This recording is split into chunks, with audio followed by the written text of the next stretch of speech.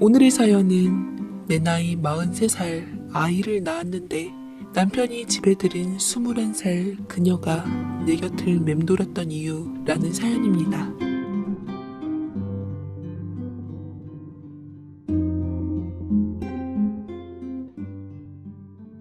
저는 43살 여자입니다. 저는 다소 늦은 나이에 출산을 하게 되었습니다. 남편과는 나름 꽃다운 나이였던 28살에 결혼했는데 신혼생활 좀 즐기고 난 후 아이를 가질 거라는 가족 계획을 세우며 그때부터 사랑하는 남편과 신나게 놀았어요. 제 남편은 대학 때 CC로 6년 사귀고 결혼했는데 누구보다 절 잘 이해해주고 보듬어주는 다정한 남자였습니다. 성격도 취미도 잘 맞고 심지어는 바이오리듬까지 찰떡같이 맞아떨어져 우리가 싸우는 일은 흔하지 않았어요. 시부모님께서는 이런 저희를 보며 혀를 차시고는 얼른 아이를 가져야지. 언제까지 니네들 시간만 보낼 거야? 벌써 결혼한 지가 7년이야, 7년. 혹시 누구라도 이상이 있는 걸 수도 있으니 검사라도 좀 받아보던지 해라. 그때까지만 해도 아무 생각 없이 겉으로 내내 그랬고 마음만 먹으면 금방 아이가 찾아올 거라고 믿었는데 그게 제 착각인 줄은 젊었을 적엔 몰랐어요.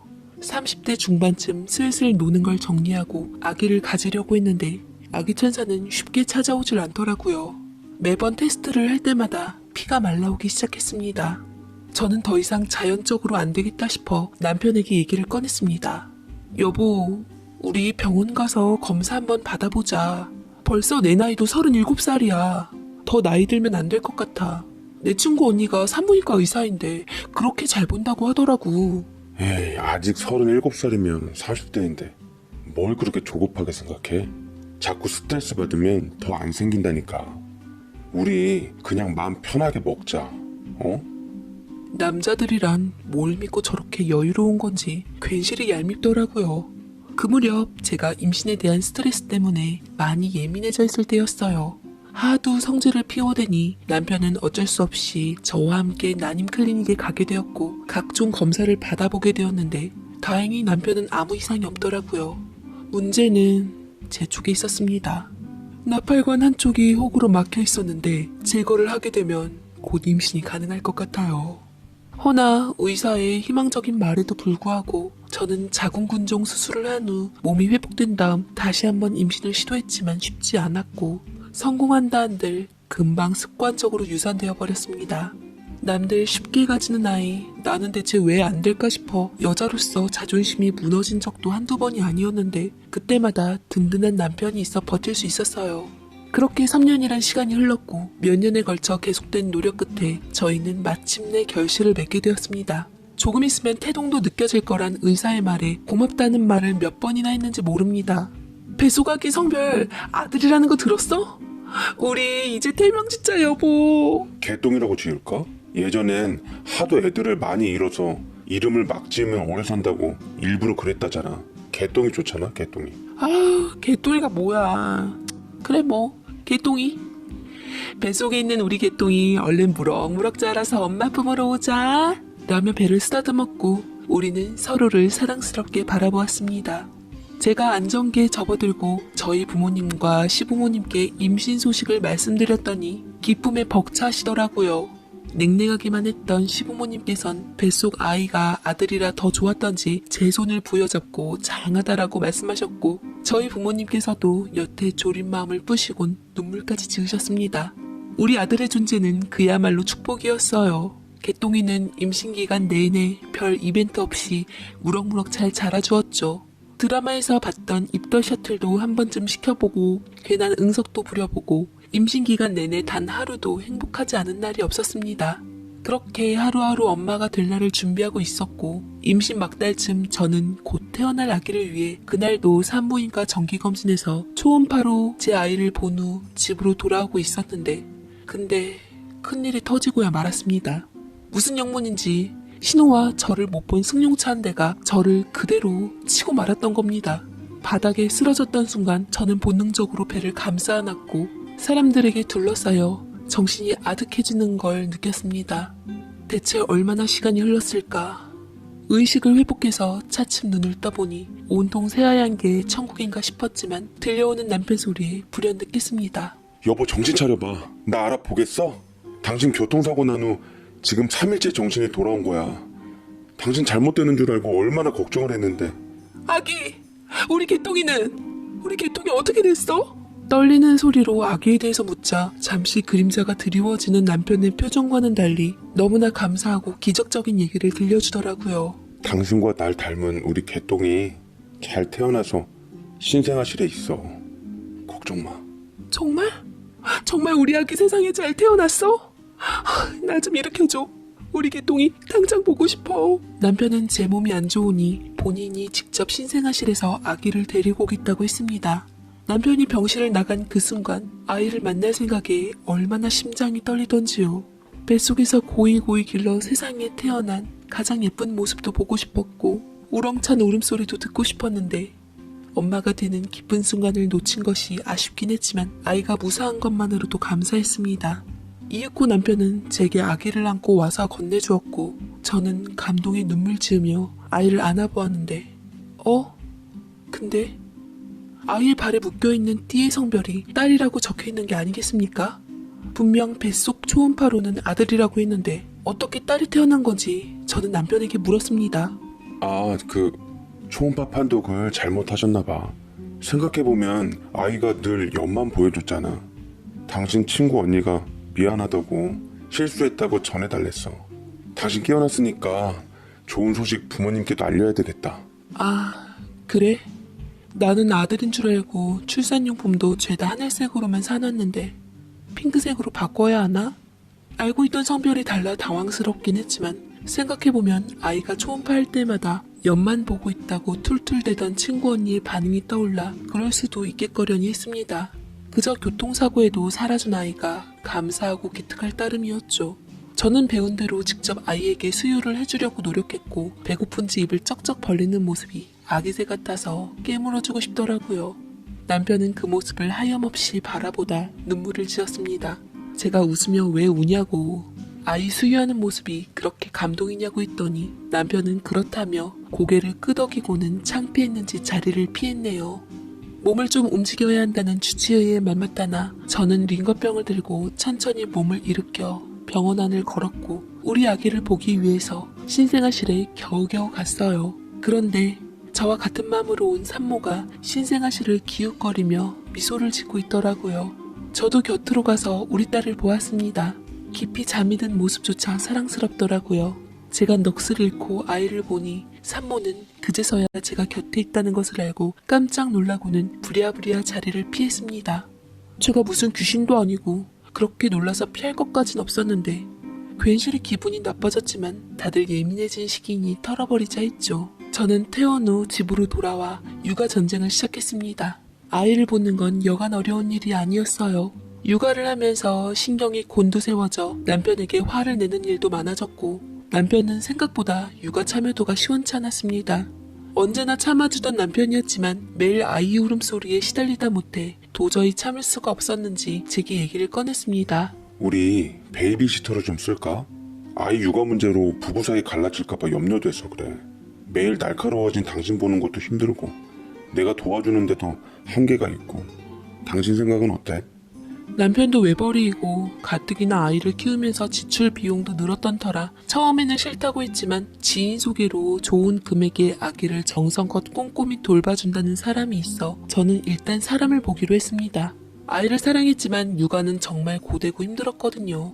첫 아이라 신경 쓸 게 많아서 그랬던지 결벽증까지 생겼고 아이에게 조금이라도 안 좋다는 건 하고 싶지 않아 면접을 직접 진행했습니다. 안녕하세요. 처음 뵙겠습니다. 베이비시터 면접 보러 왔어요. 라며 인사를 왔는데 앳돼 보이는 외모에 이제 갓 20살이 된 여자더라고요.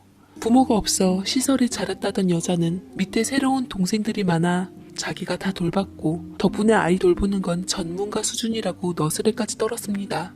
제 표정이 그닥이라 느꼈는지 남편은 일단 일주일 정도 아이를 돌보게 하고 마음에 안 들면 언제든 거절해도 된다며 설득했습니다. 베이비시터는 저희 집에서 상주하며 밤낮으로 아이를 돌보기를 바랬고 저는 일주일 정도 일을 시켜보기로 했어요. 베이비시터가 처음 온 날 아기 낳고 처음으로 푹 잠을 자보았더니 머리가 개운해지는 게 살 것 같더라고요. 깨어나 보니 그녀는 제가 유축해놓은 맘마를 데워 아이에게 먹이고 있었고 앉는 모양새도 기저귀를 가는 솜씨도 그녀의 말만 따라 능숙했습니다. 게다가 얼마나 꼼꼼하고 정갈한지 살림 솜씨까지 저보다 나아서 제 시간에 제가 먹을 식사를 아이 수유를 고려해 영양별로 골고루 차려내놨고 맛도 일품이었어요. 쉬지 않고 그녀는 움직였고 힘들게 일하면서도 늘 웃음을 머금고 있었습니다. 마음에 든 저는 일주일까지 볼 필요도 없이 그녀를 고용하기로 남편에게 뜻을 정했고 그제서야 남편도 숨을 돌리더라고요. 물론 제가 고용하고 돈을 주는 입장이었지만 저는 그녀와 자매처럼 잘 지냈고 힘든 그녀를 위해 바깥바람을 쐴 휴식 시간을 주었으나 시터는 집에서 아기와 함께 있는 시간을 훨씬 더 좋아하는 것 같았어요. 저는 고마워서 급여날 보너스로 돈을 더 챙겨주었고 베이비시터는 통장 잔고를 확인했는지 제게 놀라서 말하더군요. 언니, 뭘 이렇게 많이 넣었어요. 이러지 않아도 괜찮아요. 내가 너무 고마워서 그래. 우리 소민이 너무 잘 봐주고 예뻐해주는 것 같아서. 실은 조만간 내가 직장에 복귀해야 할 것 같은데 앞으로도 잘 부탁한다고. 절대로 그만둔다는 소리 하면 안 돼. 알았지? 라고 장난기 어린 소리를 하자 베이비시터의 눈이 빨갛게 번졌습니다. 맨날 저한테 고맙고 미안하다는 말을 하는데 고마운 건 그럴 수도 있지만 미안한 건 왜 미안한지 가끔 의아하기도 했어요. 직장을 다시 복귀하게 된 저는 그녀 덕분에 안심하고 일할 수 있었습니다. 바깥 일을 하니 정말 살 것 같더라고요. 나온 김에 그간 못 만났던 친구들도 자유롭게 만났는데 그때야말로 제가 충격적인 진실을 마주할 줄은 차마 몰랐습니다. 대학 시절 잘 지냈던 친구들이었는데 그중 제 산부인과 주치의 동생도 있었어요. 친구는 저를 보며 인사했지만 어쩐지 불편해 보이는 얼굴이었고 기분 탓인지 저와 말을 섞을 때는 특별히 말을 아끼는 듯 하더라고요. 그리고 저는 그 친구가 왜 그랬는지 알게 되었습니다. 밖에 잠깐 주차된 차를 빼달라고 해서 나갔다가 화장실까지 들리게 되었는데 그곳에서 우연찮게 그들의 대화를 듣게 되었어요. 정말? 유미 남편이 정말로 그랬다고? 아내를 사랑하는 마음이 대단하긴 한데 꼭 그렇게까지 해야 하나 싶기도 하고 유미만 불쌍하지 뭐. 언니가 입단속하라고 신신당부하는 통에 표정관리 하느라 혼났네. 유미한텐 절대 비밀이야. 야, 그런 얘기를 어떻게 하니? 근데 유미 진짜 어떡하냐? 교통사고 때문에 지 자식도 아닌 애를 자기 자식으로 알고 키우게 생겼으니. 저는 귀가 멍멍해져 순간 제가 무슨 말을 들었나 싶었습니다. 정신이 번쩍 들어 저는 모습을 드러내 친구를 붙잡고 그게 무슨 말이냐고, 교통사고 때문에 다른 애를 키우게 생겼다니 그게 대체 무슨 말이냐고 물었더니 친구의 얼굴이 사색이 되면서 우물쭈물하다가 결국 진실을 토해내더라고요. 사실은 유미야, 너 그때 교통사고 당했을 때 아이가 잘못돼서 세상에 나왔는데 네 남편이 너가 받을 충격 때문에 옆에 미혼모가 보육원을 보낼 뻔한 아이를 입양해서 네 아이로 키우게 한 거야. 뭐라고? 그게 지금... 너무 충격을 받아 말조차 제대로 나오질 않았습니다. 정신이 혼미해지며 손발이 부들부들 떨리고 눈물이 쉴 새 없이 떨어지더라고요. 저는 기어이 충격에 정신을 잃었고 다시 눈을 떴을 때는 곁에 남편이 있었습니다. 응급실 안에서 저는 남편을 보자마자 이성을 잃은 채 붙잡고 흔들어 외쳤어요. 당신 미쳤어? 당신 우리 아이한테 무슨 짓을 한 거야? 내 아이한테 무슨 짓을 한 거냐고! 미안하다. 다 내 잘못이야. 내 아이가 그럼 지금 내 품에서 자라고 있는 내 아이가 다른 사람의 아이야? 그럼 우리 아이는? 내 아들은? 그래요. 분명 막달까지 뱃속아기가 사내 아이라고 했는데 태어나 보니 딸로 바뀌었다는 것 자체가 석연찮았습니다. 가엾은 내 아들은 부주의한 엄마 때문에 뱃속에서 다 자라고서 사고로 인해 하늘나라로 가버렸고 내 딸이라고만 알았던 그 아이가 실은 다른 사람의 아기였다는 게 도저히 받아들이기 힘들었습니다. 저는 남편을 붙잡고 오열하고 끄끄거리며 울음을 쉴 새 없이 토해냈어요. 남편이 슬픔을 참으며 겨우 말문을 떼더라고요. 우리 아들은 나 혼자 장례 치르고 잘 보내줬어. 나도 그 아이를 보내는 게 쉽지 않았어, 여보. 그런데 당신이 내가 받을 충격을, 아니 그 이상으로 받을 거라고 생각하니까 마음이 아파 참을 수가 없더라고. 내가 이 정도인데 당신은 살 수 없겠다 싶었어. 그러다가 다른 아기가 태어난 울음소리를 듣게 된 거야. 나중에 알고 보니 미혼모가 낳은 아이라는데 그 여자가 현실적으로 아이를 키울 여건이 안 된다며 시설에 맡긴다고 하는 거 우리 아이로 입양하겠다고 했어.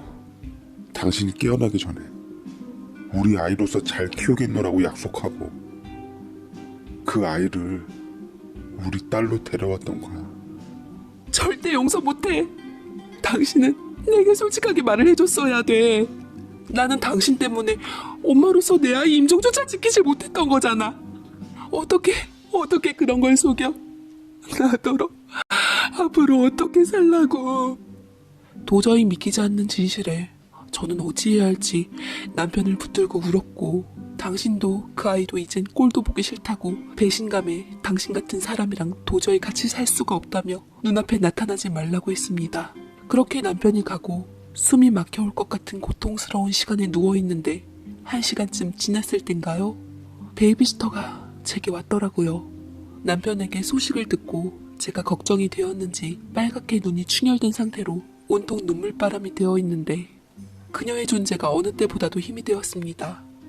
그런데 그녀는 저를 붙들고 또다시 믿을 수 없는 소리를 하대요. 언니, 미안해요. 실은 내가 언니 딸 소민이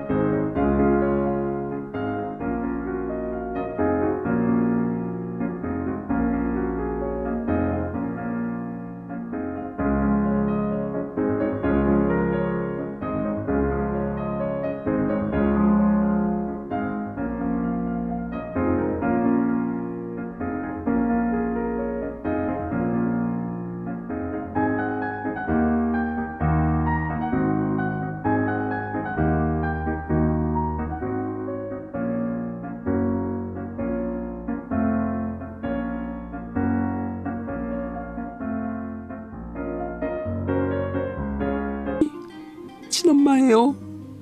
혹시 기억하실지 모르겠는데 신생아실에서 우리 아기 몰래 보다가 언니랑 마주칠 때마다 도망쳤던 사람이 바로 저예요.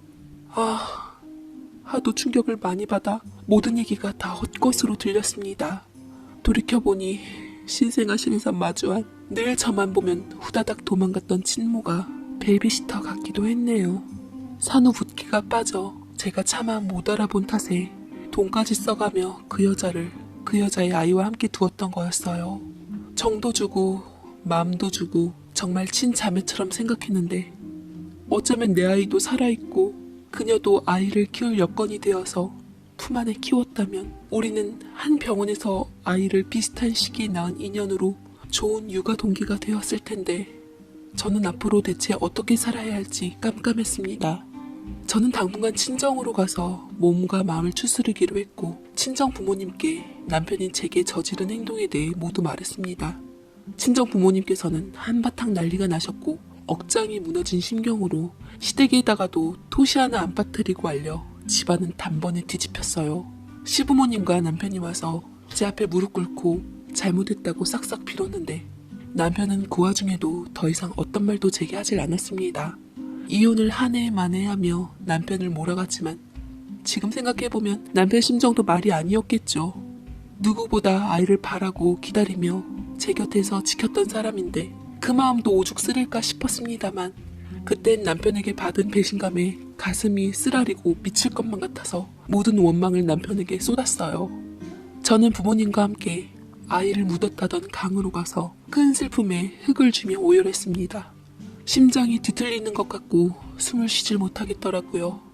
뱃속에서 그토록 귀하게 품었건만 어미의 미혹한 실수로 세상의 빛조차 보지 못한 채 떠나보내야만 했던 내 아이에게 너무 미안해서 소리내어 울었습니다. 그렇게 저는 친정집으로 돌아와 1년이란 시간을 보냈습니다.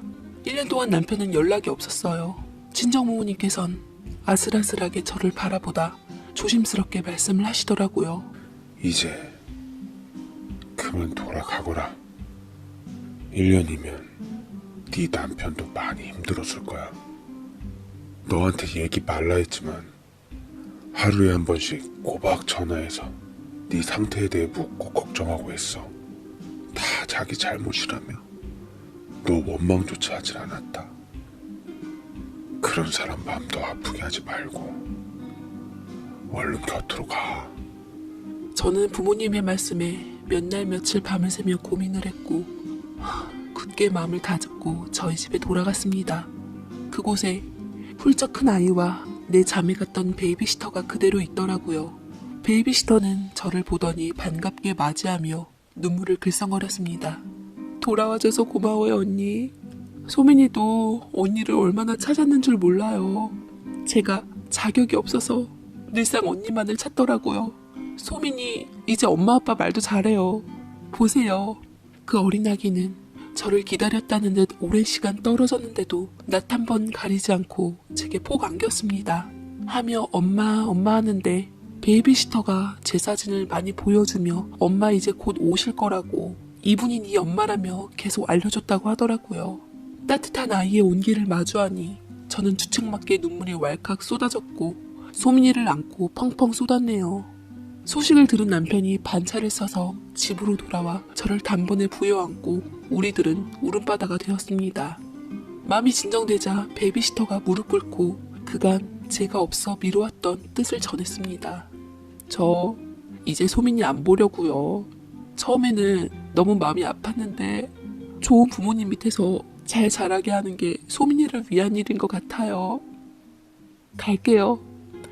그동안 정말 감사했습니다. 라며 자리를 일어섰는데 작별 인사를 제대로 할 겨를도 없이 연기처럼 사라져버리고 말았습니다. 저는 남편과 아주 오랜 이야기를 한 후 현실을 제대로 받아들이고 소민이를 제 딸로 키우기로 했어요. 힘은 들었지만 말문이 트여서 제게 엄마라는 아기를 보니 참으로 사랑스러워 통통한 볼에 뽀뽀도 해주고 안아주고 떠나간 우리 아들 못지않은 사랑으로 키우기로 했답니다. 그리고 자라나는 딸아이 얼굴에 베이비시터의 얼굴이 간혹 보이면서 그 아이가 종종 생각이 났는데 혹여나 잘 지내고 있는지 안부가 궁금하더라고요. 그 아이도 부모 없이 시설에서 자라 힘든 일이 많았을 텐데 참 구김스럽고 바르게 자란 모습이 맴돌았습니다. 저는 남편과 의논해서 베이비시터를 수소문해서 찾아 집으로 다시 불렀고 우리 부부는 큰 결정을 하게 되었어요. 21살짜리 그 아이를 저희 딸로서 입양하기로 했던 겁니다. 아직도 그 아이의 믿을 수 없다는 얼굴과 큰 눈에 그렁그렁 맺힌 눈물이 마음이 아프네요. 모두가 상처를 가진 우리 네 식구는 모진 풍파를 겪고 가족이라는 이름으로 하나가 되려 하고 있었습니다. 가끔 하늘을 멍하니 보며 그곳에서 행복하게 있을 우리 천사 같은 아들에게 미안하고 채 가시지 않는 슬픔이 일기도 해요. 그렇지만 제 곁에 있는 두 딸을 보며 마음에 큰 위안을 받으며 살아가고 있습니다. 사랑은 나눌수록 배가 된다는 말이 맞는 것 같아요. 딸들과 함께 살면서 사이에 많은 일들이 있었지만 그 얘기들은 저희만 간직하기로 할게요. 아무튼 저희 가족은 그 어느 때보다도 행복하게 잘 살고 있습니다. 앞으로도 우리 가족이 변함없이 잘 살기를 바라며 자꾸만 말이 길어져 이만 사연을 줄이겠습니다. 감사합니다.